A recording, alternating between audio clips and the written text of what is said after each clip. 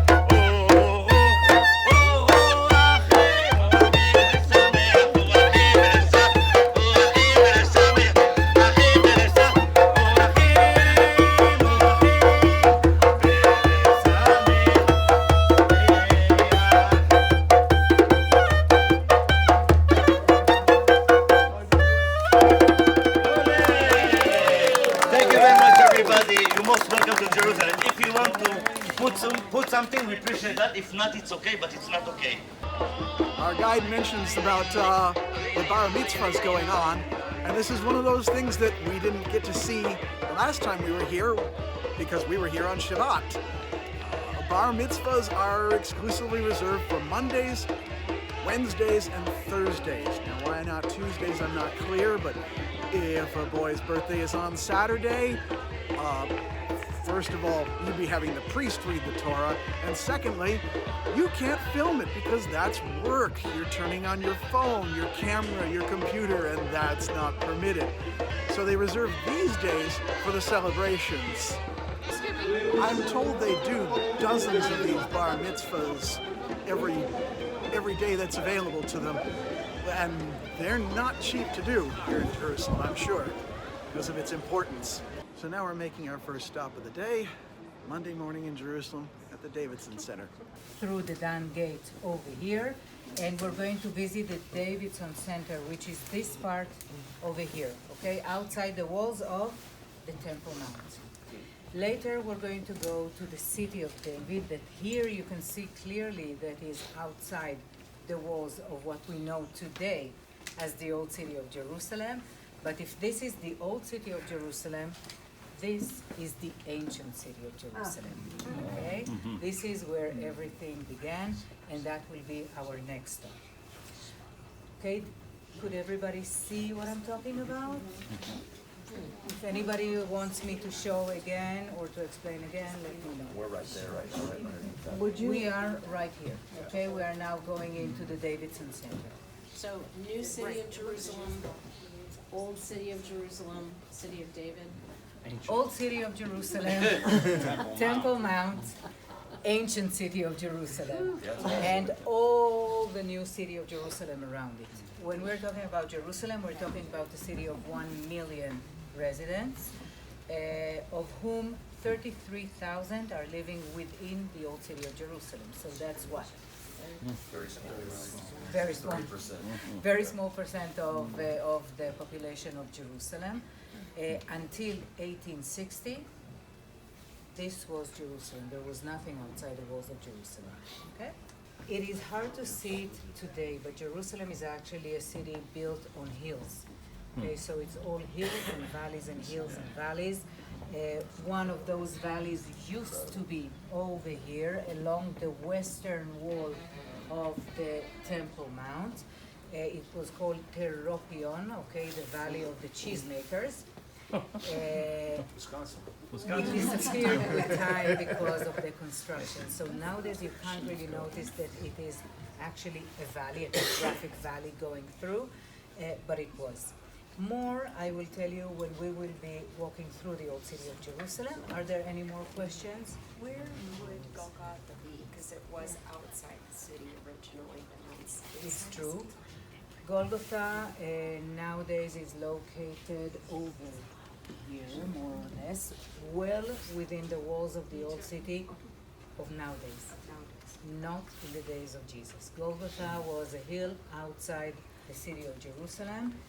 Therefore, judging logically, is the Holy Sepulchre possibly the place of the crucifixion and burial of Jesus?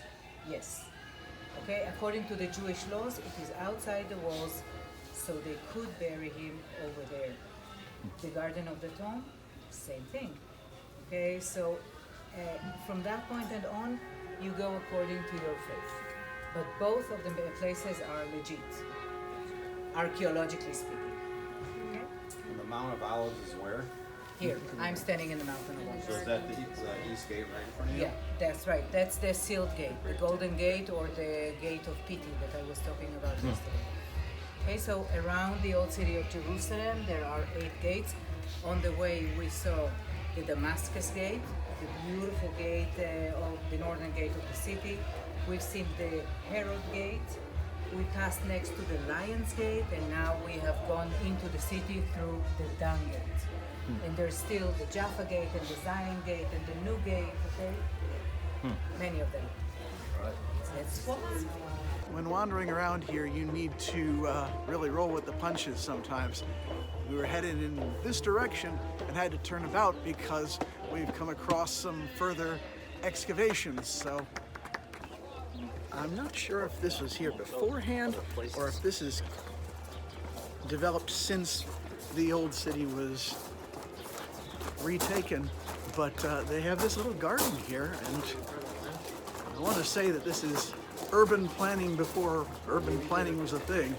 It's really quite impressive if that's so. So we're at the southwestern corner of the Temple Mount, and yes, this is the western wall. This is part of what we know of as the Wailing Wall, although most people will be congregating on the other side of those buildings up there.